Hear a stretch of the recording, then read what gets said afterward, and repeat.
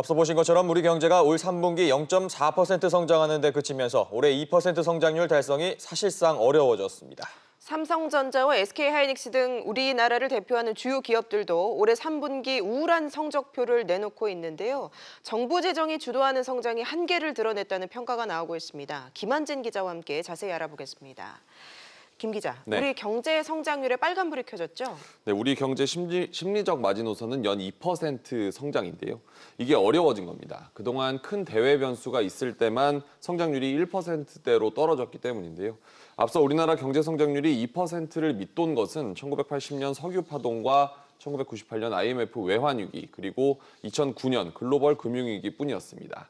다만 과거에는 갑작스러운 대외 요인에 따른 급성 질환이었지만 현재는 저성장과 저금리, 저물가, 그리고 미중 무역 분쟁 등 대외 여건과 경제 체질 약화가 뒤섞인 만성 질환이라는 지적도 나옵니다.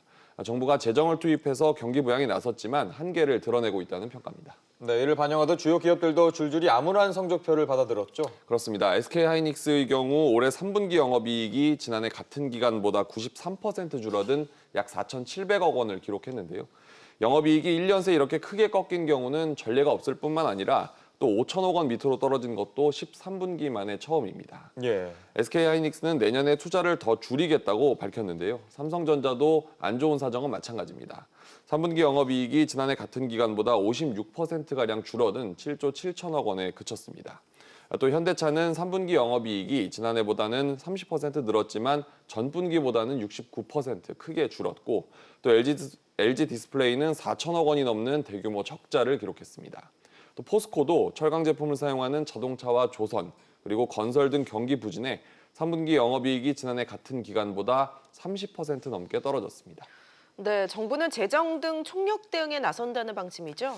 그렇습니다. 정부는 남은 예산을 모두 쓰고 내년에는 올해보다 9.3% 늘어난 513조 원의 슈퍼 예산까지 편성하는 등 적극적 재정의 역할을 강조하고 있습니다. 이 같은 맥락에서 정부가 금리 인하를 압박했다는 얘기도 나오고 있는데요.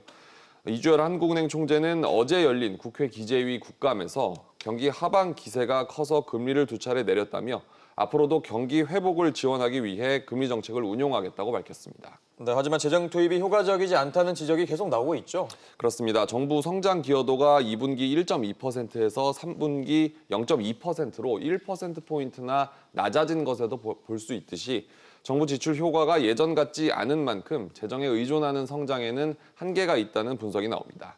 정부도 이를 의식한 듯 홍남기 경제부총리도 어제 투자 개선과 수출 촉진을 강조하기도 했는데요. 홍 부총리는 민간 투자 개선이 이루어지지 않아 애로를 해소하는 데 역점을 뒀다면서 연말까지 수출이 늘도록 수출 촉진 대책을 강화하겠다고 말했습니다. 정부가 민간 투자와 소비를 다시 끌어올리기 위해서는 재정 투입 의존도에서 벗어나 노동시장의 경직성을 줄이는 작업과 각종 규제 완화 그리고 세제 혜택 등이 뒤따라야 한다는 지적들이 나오고 있습니다. 알겠습니다. 김 기자 얘기 잘 들었습니다.